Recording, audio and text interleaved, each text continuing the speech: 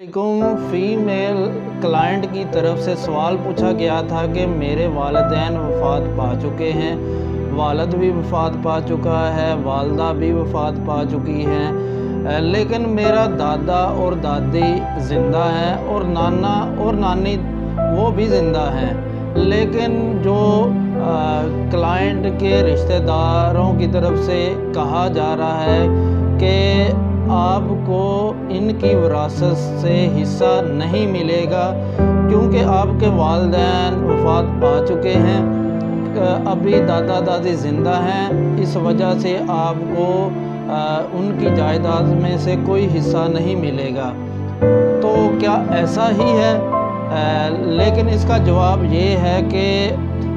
अगर वालिदैन वफ़ात पा भी चुके हों और दादा दादी ज़िंदा हों या नाना नानी ज़िंदा हों तो फिर भी बच्चों को जायदाद में से हिस्सा मिलेगा। सेक्शन 4 फैमिली लॉज ऑर्डिनेंस 1961 में वाज़ेह तौर पर लिखा है कि अगर वालिदैन वफ़ात पा भी जाएं और बेटा या बेटी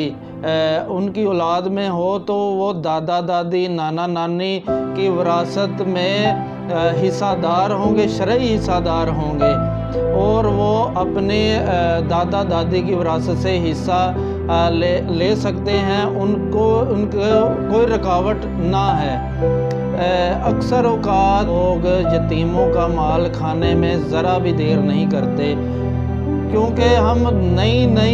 मंतक़े निकाल के आते हैं कि हमने यतीमों का माल कैसे खाना है। तो मैं तो बस यही कहूँगा कि अल्लाह ताला ने यतीमों का माल खाने वालों पर